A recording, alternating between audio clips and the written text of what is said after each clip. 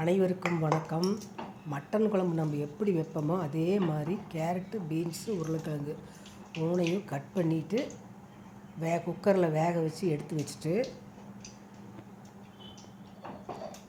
வெங்காயம், கொத்தமல்லி தூள், வரமிளகாத்தூள், சீரகம், மிளகு, பூண்டு, கொஞ்சம் இஞ்சி, கொஞ்சம் கருவேப்பிலை இதெல்லாம் ஒன்றா போட்டு வதக்கிட்டு, அந்த கொத்தமல்லி தூள் போடுறப்போ சீரகம், மிளகும், கொத்தமல்லி தூள்லேயே நான் போட்டு அரைச்சி வச்சுருக்கேன். அதையும் போடணும். சின்ன வெங்காயம் நிறைய கட் பண்ணி வச்சுருந்தேன், அதையும் போட்டு நல்லா வதக்கிட்டு நல்லெண்ணெய் விட்டு தாங்க வதக்கினேன். அப்போ தான் குழம்பு நல்லா டேஸ்ட்டாக இருக்கும். நல்லா வதக்கிட்டு ஃபேன் காற்றுல ஆற வச்சுட்டு மிக்சியோட ஜாரில் அரைச்சிட்டு, இந்த கேரட்டு, பீன்ஸு வேக வச்சுருந்தேன் பார்த்திங்களா, அதை எடுத்து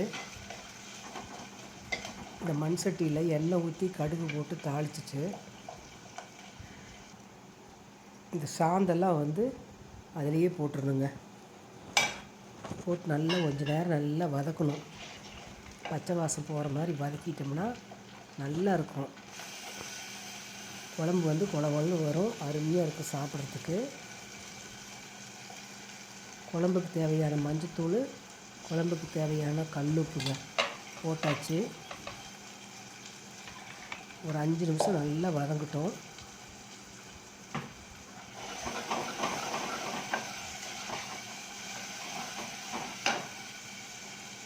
குக்கரில் வேக வச்ச காயை இந்த மண் சட்டிலேயே போட்டுருணுங்க. இந்த சாந்திலேயே போட்டுருணும். தேவையான அளவு தண்ணி ஊற்றி கொஞ்சம் நேரம் நல்லா கொதிக்க வைக்கணும். காய் பாருங்க நல்லா வெந்துருச்சு.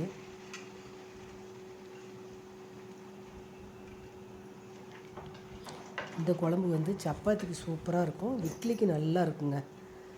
மட்டன் குழம்பு மாதிரி தான் வச்சுருக்கேன். மத்தியானம் சாப்பாடு நான் இதையே வச்சுக்குவோம். இப்போ சப்பாத்திக்கு தான் நான் இந்த குழம்பு அவசரமாக செஞ்சிட்ருக்கேன். என்னோடய வீடியோ பார்க்குறீங்க லைக் ஒன்று போடுங்க, சப்ஸ்கிரைப் பண்ணிவிட்டு பாருங்கள். சப்ஸ்கிரைப் பண்ண அத்தனை பேர்த்துக்கு ரொம்ப ரொம்ப நன்றிங்க.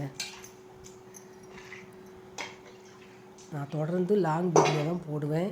நீங்கள் வேலையெல்லாம் முடிச்சுட்டு பொறுமையாக உட்காந்து என்னுடைய வீடியோவை ஃபுல்லாக பாருங்கள். ஏதாவது தவறு செஞ்சுருந்தேன்னா கமெண்டில் போடுங்க. நீங்களாம் குழம்பு எப்படிங்க வைப்பீங்க? குருமா மாதிரியும் வைக்கலாம். தேங்காய் அரைச்சி ஊற்றி குருமா மாதிரி வச்சாலும் நல்லாயிருக்கும்.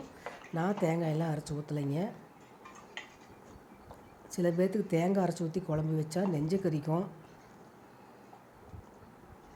நான் எப்பயுமே இந்த மாதிரி தாங்க தேங்காய் அரைச்சி ஊற்றாம தான் வைப்பேங்க. குழம்பு பாருங்கள் 10 நிமிஷம் நல்லா கொதிச்சிருச்சு, ரெடி ஆயிடுச்சு.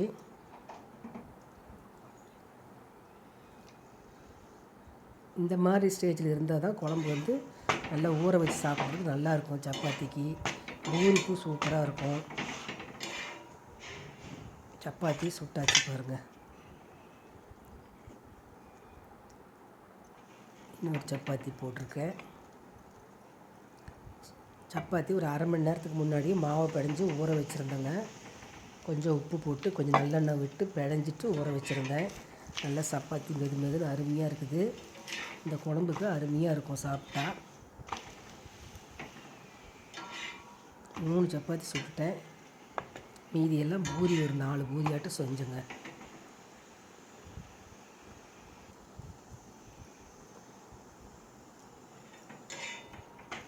இன்றைக்கி எங்கள் ஊரில் வெயில் ரொம்ப கம்மியாக இருக்குது. மோடமாகவே இருக்குது. கிளைமேட் சூப்பராக இருக்குதுங்க.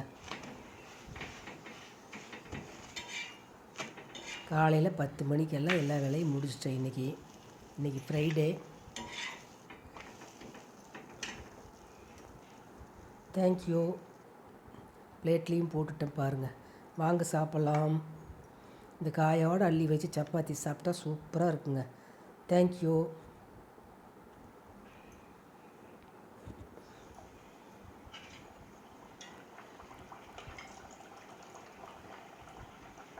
பூரி பாருங்கள், சின்ன சின்னதாக தேய்ச்சி எண்ணெயில் போட்டிருக்கேன். நல்லா புசுன்னு அழகாக உப்பி வருது.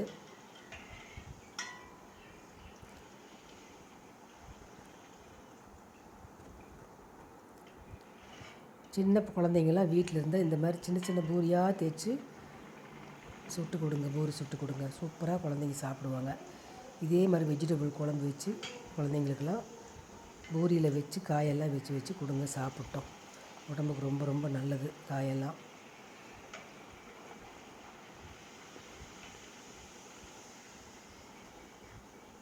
எப்போ பார்த்தாலும் உருளைக்கிழங்கு குருமாவே செய்கிறதுக்கு இந்த காய் போட்டு குழம்பு வச்சுட்டு பூரி சாப்பிட்டு பாருங்கள், செம்மையாக இருக்கும்.